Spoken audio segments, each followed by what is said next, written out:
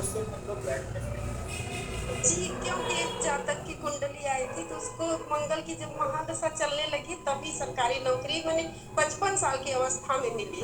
हाँ, तो अब ये वो महादशा का प्रभाव इत्यादि पूर्व में भाई योग तो करते हैं लेकिन उसको महादशा इत्यादि नहीं मिल पा रही थी। तो यही चीज़ हमने आपको बताया ना कि भाई योग तो हमारी कुंडली में कई प्रकार के होते हैं, इसलिए सबसे महत्वपूर्ण ये है कि भाई दशा इत्यादि का आना चाहिए, वो दशा इत्यादि कब हमारे जीवन में आती है। जी, जी, अच्छा प्रणाम। जी बोले, आलोक की वीडियो ऑन करके प्रश्न बोले। ट्रेन में कल क्या कहते हैं मैं क्लास ज्वाइन नहीं कर पाया था। कल का मेरा पूरा विषय छूट गया। अगर एक बार शॉर्टकट में इसको दूंगा माइक ऑफ करें, बस गुरु ग्रह के बारे में चर्चा हुई थी, माइक ऑफ करें। गुरु ग्रह ज्ञान के कारक होते हैं, धर्म के कारक होते हैं, है ना। ज्ञान एवं धर्म से संबंधित सभी प्रकार के उनके कर्म क्षेत्र भी होते हैं और इसी प्रकार से उनकी प्रकृति भी रहती है। गुरु को व्यापार इत्यादि करना नहीं आता तो गुरु को ज्ञान एवं धर्म इत्यादि के, संतान इत्यादि के और स्थिर धन, स्थायी धन, धन की सेविक इत्यादि के कारक होते हैं। ठीक है, तो यही चीज गुरु के बारे में कल विशेष चर्चा हुई। चलिए अब हम लोग आगे का विषय अपना आज चलते हैं। ये आपका वीडियो नहीं दिखाई दे हमको कल से ही। अभी अभी थोड़ी देर बाद दिखा कि वीडियो हमने ऑफ किया है, अभी ऑन हो जाएगा थोड़ी देर बाद हो गया, है ना। चलिए अब हम लोग आगे चर्चा करते हैं। बोले राहुल जी, बोले। कल आपने एक शब्द बोला था, गुरु के साथ अन्य ग्रह को दिया शुक्र, वो व्यक्ति व्यापार करता है, इसको बोले क्या? हाँ, क्योंकि आपने देखिए जो बुध हम लोगों ने पढ़ा तो बुध तो व्यापारिक ग्रह है ना, है ना। जैसे संगत का असर तो पड़ता ही है। अब आप देखिए गुरु ज्ञान इत्यादि का ग्रह, गुरु के साथ यदि व्यापारिक ग्रह बैठ जाते हैं और गुरु की अगर उस प्रकार की व्यापार वाली राशियों में बैठते हैं, कौन सी वाली राशियों में, व्यापार वाली राशियों में भी बैठते हैं तो व्यापार इत्यादि कर सकते हैं, उसकी कोई दिक्कत नहीं। लेकिन अगर पूर्ण रूप में आप ये देखिए इंडिविजुअल हम लोग गुरु की बातचीत करें, है ना, अगर सिर्फ अकेले ग्रह की बातचीत करें कि व्यक्ति अकेले ग्रह के साथ हो रहे हैं तो उस स्थिति में आप ये देखिए गुरु में व्यापार करने की शक्ति हो, व्यापारी वाला, क्योंकि गुरु में अगर व्यापार इत्यादि आ गया तो फिर वो गुरु कहाँ रहे। सही है कि नहीं भाई। गुरु मतलब पूर्ण रूप में आप ये देखिए इतना विशाल हृदय रहता है कि पूर्ण रूप में आप ये देखिए अपने हृदय से सबको आशीर्वाद देना, सबके लिए करना, है ना। और अगर गुरु इसलिए इतना विशाल हृदय कहा गया कि किसी को कोई गलती नहीं होता तो भी गुरु अर्थात उनको माफ कर देते हैं, तो ये गुरु होते हैं। जितना इनका विशाल हृदय इत्यादि से जो विष्णु इत्यादि है सब कुछ देखिए, ठीक है। और लेकिन सुयोग को देखिए, गुरु को पता रहता है कौन योग्य है और कौन सुयोग्य कौन योग्य नहीं है, ठीक है। तो उपात्र सुपात्र वाला जो सिस्टम है, तो इसलिए गुरु वाले जो रहते हैं हमेशा क्या रहता है, सुपात्र को रहते हैं, ये चलता है, ठीक है। तो इस प्रकार की स्थिति में सारी चीजें गुरु पर रहता है। बाकी क्या तक नहीं, आज तो और बहुत कम, आज ही से कम संख्या हो गई, आज तो बहुत कम, आज तो 80 भी नहीं हुई। ये शक्ति की ताली बजा रहे हैं नहीं गुरु जी आप समझ गए मेरी बात। नहीं, वो तो हम आपका भाव सब समझ रहे हैं, सब उसका समझने में कोई दिक्कत नहीं, वो तो है। तो यही चीज है। चलिए बाकी और कोई प्रश्न करें, प्रश्न कलयुग में जिसको राजा ग्रह कहा गया है एवं कलयुग में हमें सभी जातक एवं जातिकाओं को जो विषय वस्तु चाहिए है ना, तो आज तो उसी की, आज तो मेन ग्रह की चर्चा हो रही है, शुक्र की। और शुक्र की महिमा तो आप सभी जानते ही हैं, वो हमें बताने की ज़्यादा आवश्यकता नहीं है। तो इसी वजह से पीड़ित वाले होंगे गुरुदेव ये सब। हाँ, पीड़ित वाले ज़्यादा होंगे, पीड़ित वाले ज़्यादा होंगे और थोड़ा बहुत वैसे भी होगी। तो इस वजह से वही चीज़ है कि थोड़ा सा अशम लोग रहते तो शुक्र बताने में भी हमें थोड़ा सा वो होता। चलिए बोले, प्रश्न बोले तब तक और देखते हैं आ रहे हैं। केशव जी, केशव जी प्रश्न बताएं। मुझे भी आप कह रहे थे कि व्यापार मतलब क्या फिर से रिपीट करें एक बार।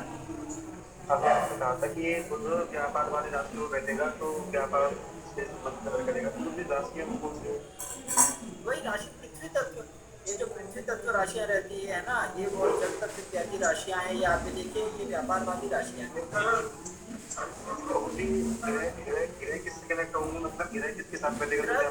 ग्रह जो व्यापार वाले ग्रह के अभी तक हम लोगों ने जो पढ़ा, अभी देखिए सूर्य पढ़े, चंद्रमा पढ़े, है ना। तो आप ये बताइए इसमें से व्यापार वाले ग्रह कौन है भाई। चंद्रमा को भी दोनों ही व्यापारिक ग्रह रहे। सूर्य व्यापारी ग्रह है ना, मंगल व्यापारी ग्रह, राजा और सेनापति कौन सा व्यापार करते हैं बताइए ना।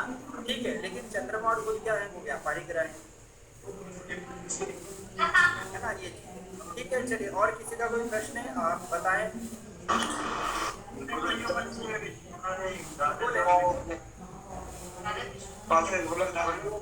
मुझे जैसे एक कुंडली देखी थी वृश्चिक लग्न की, तो उसमें जैसे वृश्चिक लग्न में शुक्र मार्ग होता है। रमेश लाल जी माइक ऑफ करें, सभी जातक माइक ऑफ करें, एक ही जो प्रश्न पूछे है ना वही इसका ऑन है। बोले चंद्रमणि। जैसे मतलब मार्ग होता है, पर मार्ग होता है वृश्चिक में। जी थोड़ा तेज बोले। मुझे जैसे सूर्य चला था, सूर्य शुक्र के नक्षत्र में है, किसी का कुंडली देखी, मुझे जैसे सूर्य की दशा चली, तो उसमें हम विचार क्या करेंगे, मतलब जैसे शुक्र के नक्षत्र में है तो अभी नक्षत्र वाला तो बहुत आगे, नक्षत्र वाला तो बहुत आगे का हो गया, नक्षत्र तब कहाँ पहुँच गया है ना। लेकिन ये भाई ऐसे देखिए, यदि सूर्य शुक्र से संबंध करेगा किसी प्रकार से करे, तो सूर्य क्या है अग्नि तत्व, शुक्र क्या है जल तत्व। ठीक है, तो ऐसी स्थिति में क्या होगा भाई, एक ही रहेगा, या तो सूर्य रहेगा तो शुक्र रहेगा, है ना। और आप सबको पता है कि भाई शुक्र क्या कर देते हैं, फोटो पर सबको जला देते, मतलब सूर्य क्या है सबको जला देते हैं। अब अगर इनमें से बलशाली कहा जाए तो बलशाली भी सूर्य ही रहेंगे भाई, सबसे ज्यादा बलवान तो सूर्य ही रहेंगे, क्योंकि अग्नि तो सबको जला सकती है। ठीक है, तो इसी प्रकार से आप देखिए सूर्य को बलवान माना जाएगा, जिससे क्या रहता है कि शुक्र की जो कारकत्व रहेंगे वो कमजोर हो जाएंगे। ठीक है, और एक जैसे उस परसों आपने जो फलित किया था, वो जो जैसे बांध राशि में भी आपने 2-3 बातें बताई, तो ये फॉर्मूला हर कुंडली में यूज करेंगे, जैसे मतलब संतान के भी जो आपने मिथुन लग्न का बताया था ना, आपने मिथुन लग्न का पूछा था ना, सूर्य बुध चतुर्थ भाव में और द्वादश में गुरु लग्न का मंगल। हाँ, आपको याद नहीं लगता जैसे मतलब सूर्य स्त्री राशि में उसका बिल्कुल सारी चीजें देखेंगे चंद्रमणि जी, आगे हम लोग सारी चीजें और भी देखेंगे, बाकी लोग को डिस्टर्ब ना हो, तो इस वजह से है ना। आशीष पांडे जी प्रश्न बताएं, आशीष पांडे जी प्रश्न। गुरुदेव, हमारा प्रश्न वही पिछले दिनों वाला है। उस दिन आपने बताया था कि किसी व्यक्ति का जो सप्तमेश है वो षष्ठ घर मतलब 6वें हाउस में पहुंच गया है, और एक हमारे पास कुंडली गुरुदेव आई थी, एक रिश्तेदार है, उनका जो षष्ठमेश अष्टम भाव में है जी। तो गुरुदेव आपने बताया था कि मतलब ये 6वें भाव में जो पहुंच रहा है वो ज्यादा हानिकारक है, 8वें भाव वाला हानिकारक नहीं। जबकि आपने पिछली बार जब नोट्स लिखाया था तो उसमें लिखाया था कि उसमें विवाह की मृत्यु हो जाती है, तो इसका क्या मतलब हुआ जब अष्टम भाव पहुंच जाता है। आशीष पांडे जी, उस दिन हमने इसका उत्तर दिया भी था। और सर्वप्रथम हम लोग को हमेशा अपने सबसे पहले मतलब शब्द जो हम बोलते हैं तो उन शब्दों को बहुत ध्यान से सुनना है, क्योंकि अष्टम भाव मृत्यु इत्यादि का भाव होता है। लेकिन हमने ये बिल्कुल भी नहीं कहा था कि सप्तमेश यदि अष्टम में जाए तो पार्टनर की मृत्यु हो जाती है, हो सकती है ना। हो सकने में और हो जाने में बहुत ज्यादा अंतर है। तो इस प्रकार की स्थिति में क्या होता है, हम आपको अंतर जैसे बता दें कि भावात भावम संबंधी वो हम लोग पढ़ेंगे तो उससे विशेष रूप से पता चलेगा कि षष्ठ भाव ज्यादा शुभ होता है। भाई आप ये देखिए अष्टम भाव जो है, तो अष्टम भाव इस प्रकार से हम लोग बोल सकते हैं कि भाई विवाह में रुकावट इत्यादि भी हो, संबंध में विच्छेद इत्यादि हो जाए, है ना, या और थोड़ा सा दूसरे प्रारूप से भी हो सकता है। लेकिन वहाँ अष्टम से ज्यादा जो खराब होगा वो षष्ठ होगा, क्योंकि षष्ठ क्या करेगा, वो षष्ठ वहाँ तड़पाएगा, अर्थात बहुत ज्यादा परेशान करेगा, हर प्रकार की स्थिति में मतलब बहुत ज्यादा कष्ट देगा, है ना। और आप ये देखिए पत्नी से संबंधित जेल भी भिजवा सकता है, पत्नी हो सकता है दहेज प्रथा का, प्रताड़ित का, पीड़ित का केस इत्यादि भी लगवा दे, तो वो सब चीजें षष्ठ की ज्यादा होंगी। अब वो जैसे हमने आपको बताया कि छठा भाव क्या है, छठा भाव आप ये देखिए सप्तम भाव के मामले में 12वां होता है। तो ये जो हम लोग आगे जब ग्रह संपन्न हो जाएंगे तो भावात भावम संबंध पढ़ेंगे तो उसमें आपको क्लियर होगा कि षष्ठ भाव क्यों बुरा है। बुरे तो दोनों ही है भाई, षष्ठ भी अष्टम भी बुरा है, लेकिन कितना बुरा है तो उसका जो तात्पर्य आपको उस समय ज्यादा नहीं गुरुदेव सही कह रहे हैं, क्योंकि उस आदमी का गुरुदेव तलाक हो चुका है। हाँ ये देखिए तो षष्ठ वाला बुरा हुआ ना, ये तो षष्ठ वाला ज्यादा बुरा होगा, इसीलिए हम आपको हमने नोट्स गलत लिख दिया होगा अपने हाथ से। हाँ चलिए, अब आप लोग बताएं हम लोग आज आगे शुक्र पर चले या ना चले, क्योंकि संख्या तो आज बहुत कम हो गई, मतलब चलिए 3 लोग आज कम हो गए। मैं बहुत तैयारी लगी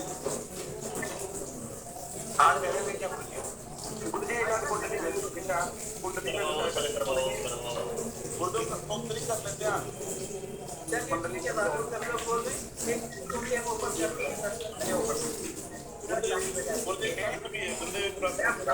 गुरुजी बोले तो मैं बोले गुरुजी अपन ने सूर्य और चंद्रमा दोनों ग्रह पढ़ लिए हैं और अभी आपने बताया कि सूर्य सबसे बलवान है अग्नि ग्रह है और चंद्रमा जो जल ग्रह है जल का ग्रह है तो गुरुदेव अग्नि को बुझाने के लिए अगर जल ही लगती है तो कई बार चंद्रमा यदि प्रबल हो जाए तो सूर्य भी दब जाता है क्या? नहीं बिल्कुल चंद्रमा प्रबल हो तो सूर्य थोड़ा शांत हो जाते हैं। सूर्य की जो जलाने वाली अग्नि है तो वो अग्नि में परिवर्तन आ जाता है। अब सूर्य जलाने से ज्यादा प्रकाश देंगे। जब चंद्रमा रूपी हमने उसके उदाहरण गौरव जी माइक ऑफ करें, आपका माइक ऑन है। गुरुदेव आपका चेहरा सूर्य जैसा दिख नहीं रहा है गुरुदेव चेहरा दिखाई अरे नहीं तो आप ये देखिए उसकी जैसे हम लोग की चर्चा हुई भी थी तो आप सभी को याद होगा हमने उदाहरण बताया था किसी भी जातक या जातिका का। आप ये देखिए अगर पूर्णिमा का जन्म है तो पूर्णिमा के जन्म में क्या रहता है, हमारी जन्म कुंडली में सूर्य और चंद्रमा एग्जैक्ट 180 डिग्री पे रहते हैं, अर्थात एकदम मतलब आमने सामने रहते हैं, राइट। तो उसका तात्पर्य क्या है? उसका तात्पर्य यही है कि कहने का तात्पर्य है कि आप देखिए पूर्ण पर अगर सूर्य है, सूर्य में पर्याप्त अग्नि है, लेकिन जब चंद्रमा जैसे चंद्रमा की जब आप ये देखिए शीतलता सूर्य पर पड़ेगी तो वो सूर्य फिर जलाएंगे नहीं, वो सूर्य फिर क्या करेंगे, वो सूर्य फिर प्रकाश करेंगे, हमारे जीवन में प्रकाशित करेंगे। ठीक उसी प्रकार से तो आप देखिए ठीक उसी प्रकार से जैसे एक व्यक्ति किसी जातक ने उनसे प्रश्न पूछा था कि गुरु की पूर्णिमा का अगर चंद्रमा हो जाएगा, चंद्रमा वैसे ही शीतल ग्रह है, ठंडा ग्रह है, तब तो चंद्रमा और ठंडा हो जाएगा, राइट। तो इसीलिए हमारा उत्तर यही था कि चंद्रमा वास्तव में शीतल है, लेकिन उसको वहां प्रकाश देने के लिए कौन है, सामने सूर्य देवता बैठे, तो ये दोनों बैलेंस हो जाते हैं ना। तो इसी प्रकार से आप ये देखिए कि सूर्य और चंद्रमा क्या है, शीतल, लेकिन यहाँ शुक्र की बातचीत थी, शुक्र भी जल तत्व है, तो इस वजह से हमने कहा भाई चंद्रमा शीतलता देंगे लेकिन शुक्र उतना नहीं ना कर पाएंगे। ये पूर्णिमा का होने के बावजूद भी कभी कभी सूर्य साथ में बैठा रहता है, तब क्या स्थिति बनी? किसके साथ बैठा रहता है? सूर्य चंद्रमा साथ में भी बैठते हैं ऐसा वहाँ नहीं है, पूर्णिमा में तो कभी नहीं होगी। मतलब अगर साथ में बैठे हैं तो जैसे अब आपकी कुंडली में मान के चलिए अगर साथ में बैठे हैं, ठीक है, तो आप मान के चलिए वो अमावस्या का जन्म होगा। हाँ, अमावस्या का चंद्रमा उस समय तो सूर्य ज्यादा प्रभाव में रहेगा ना भाई, ज्यादा प्रभाव क्या, उस समय तो सूर्य ही प्रभाव में रहेंगे। चंद्रमा बेचारा अमावस काली रात और उसके ऊपर से सूर्य चंद्रमा के साथ बैठकर और शांत हो गया। चंद्रमा की पावर है तो ग्रहण इत्यादि सब बात का विषय है, हम लोग बाद में पढ़ेंगे दोष इत्यादि, है ना, ग्रहण चंद्रग्रहण इत्यादि तो चर्चा करेंगे।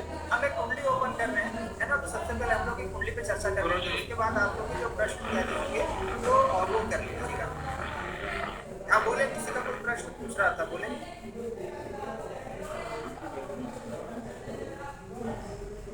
अरे कुंडली नहीं दिख रहा आपका? हाँ आप नहीं दिख रहा, थोड़ा सा यही बस अभी दिखेगा। आप लोग बताएं, प्रश्न बताएं, कोई भी जाता है।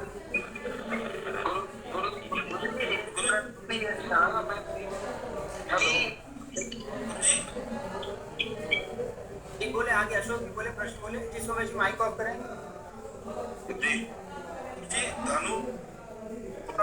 गुरुजी धनु लग्न की पत्रिका में जी सप्तमे द्वादश में है। हाँ गुरुजी, धनु लग्न की पत्रिका में गुरुजी जो लग्नेश वो बृहस्पति हुआ गुरुजी, और बृहस्पति सप्तम भाव में बैठ गया है बुध के घर में, और ऐसी स्थिति में गुरुजी क्या हो सकता है? ये तो आप फलादेश पूछ रहे हैं अशोक जी, फलादेश आप सीखिए। यहाँ आप लोग हम लोग जो एकत्र हुए हैं फलादेश सीखने के लिए क्या इस प्रश्न ये था कि अभी जैसे उसका तलाक की स्थिति आ गई है, मतलब पत्नी से बन नहीं रही, क्या शनि के कारण है?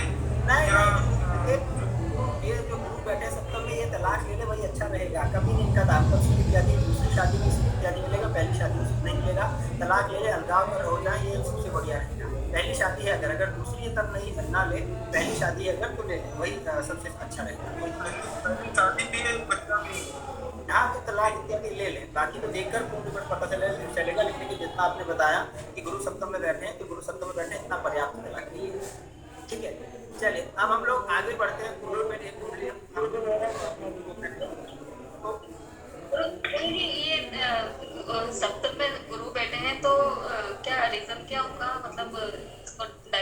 सप्तम आगे हम लोग थोड़ा वो करें, सप्तम तक ठीक नहीं रहता है ना। जैसे कल हम लोगों ने गुरु की चर्चा की, तो गुरु जो ग्रह है आप ये देखिए कहीं के भी स्वामी अगर सप्तम में जाकर बैठते हैं, विवाह वाले भाव में जाकर बैठते हैं, तो ऐसी स्थिति में आज का जो देश काल परिस्थिति आज के समय पति पत्नी में कभी नहीं चल पाते, मतलब या तो अलग अलग रहते हैं या तो हमेशा मनमुटाव रहता है। यहाँ कई बार ऐसा देखा गया है कि तलाक नहीं होता है, लेकिन वो सिर्फ सामाजिक व्यवस्था के लिए रहते हैं, मतलब समाज के लिए या परिवार के लिए उनको पति पत्नी रहना पड़ता है, बाकी किसी भी प्रकार का कोई प्रेम कोई संबंध बाकी सब सारी चीजें कुछ नहीं रहता है।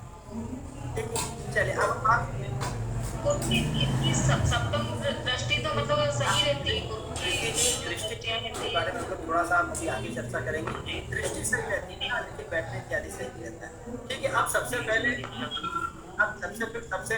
आप सभी जातक की इस कुंडली पर ध्यान दें, है ना। इस कुंडली संबंधित हम लोग चर्चा कर लें, उसके बाद आप लोग बचे हुए प्रश्न उत्तर ले, आज जब प्रश्न उत्तर ही हो रहे हैं, है ना, तो ठीक है कर लेते हैं। अब देख लेते हैं अगर यही स्थिति इतना कम संख्या रहे तो आगे का विषय चलाना तो अति मुश्किल हो जाएगा, तो लगता है फिर पोल पे ही जाना पड़ेगा। चलिए, कुंडली दिख रही है आप सभी को? जी गुरुजी। अब चलिए ये कुंडली मूवमेंट देख लीजिए किसी प्रकार से। देखिए कुंडली आपके सामने है। अब जैसे इस पत्रिका में हम लोग कोई भी फलादेश करें, है ना, आप लोग कोई भी जो हमको पहले सुना देगा, कोई भी जो है अलग अलग व्यक्ति प्रश्न इत्यादि कोई भी जातक प्रश्न बोले, कोई भी प्रश्न हाँ स्वास्थ्य के बारे में, जी बस जी छात्र, जैसे हमें एक प्रश्न सुनाई देगा स्वास्थ्य के बारे में। जैसे एक जातक ने बोला चतुर्थ भाव, ये चतुर्थ भाव क्या कोई प्रश्न है? कोई यजमान आके मुझे करेगा मुझे चतुर्थ भाव बताइए, प्रश्न क्या है? स्वास्थ्य के बारे में। चलिए अब स्वास्थ्य के बारे में देखना है। अब सबसे पहले हम लग्न को देखेंगे, भाई लग्न के स्वामी कौन सी लग्न है? जातक की कर्क लग्न है, जातक में पुरुष है। माइक ऑफ करें, सिर्फ हम बोलेंगे आप लोग सुने, माइक ऑफ करें। कर्क लग्न की पत्रिका है एवं मेष राशि है। मेष राशि क्यों है? क्योंकि चंद्रमा एक राशि पर बैठे हैं, राइट। चंद्रमा किस राशि पर बैठे हैं? आप देखिए मेष राशि पर बैठे हैं, तो जब चंद्रमा मेष राशि पर बैठे हैं अर्थात 1 नंबर की राशि पर बैठे तो मेष राशि हो गई। अब आप ये देखिए तो चंद्रमा कहाँ बैठे हैं? चंद्रमा आप ये देखिए पूर्ण रूप में अगर देखा जाए तो चंद्रमा दशम भाव में बैठे हैं। अब दशम भाव कैसा होता है? आप सबको पता है कि दशम भाव बहुत अच्छा भाव होता है। लगन का स्वामी आप ये देखिए दशम में बैठे हैं, तो ये बहुत अच्छी स्थिति, मतलब कहीं से कोई दिक्कत वाला विषय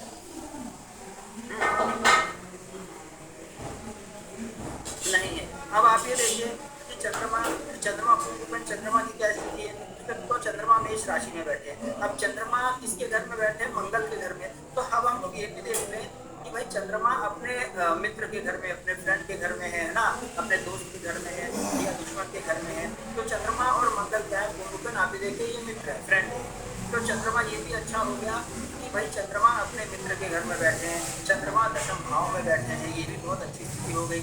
इसके साथ साथ ये देख लें कि भाई जातक का स्वभाव क्या है? तो चंद्रमा जल तत्व होकर अग्नि तत्व में बैठते हैं, तो इसका मतलब जातक को गुस्सा तो आता होगा, जातक को थोड़ा बहुत भले क्षणिक गुस्सा आता होगा, लेकिन बहुत ज्यादा नहीं। क्यों? क्योंकि यहाँ आप ये देखिए इस जातक का जो चंद्रमा है, तो चंद्रमा आप ये देखिए पूर्णिमा का चंद्रमा है। क्यों? क्योंकि सूर्य और चंद्रमा ठीक आमने सामने बैठे।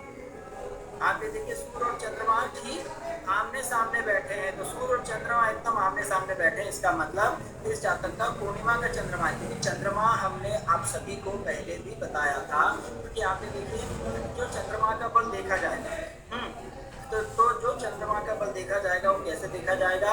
वो आप ये देखिए कि पक्ष बल से देखा जाएगा। अगर शुक्ल पक्ष का चंद्रमा है, अगर पूर्णिमा एवं पूर्णिमा के आसपास का चंद्रमा है, तो वो चंद्रमा बलवान माना जाएगा। और अगर अमावस्या कृष्ण पक्ष का जन्म है, अमावस्या के आसपास का चंद्रमा है, तो वो चंद्रमा कमजोर माना जाएगा।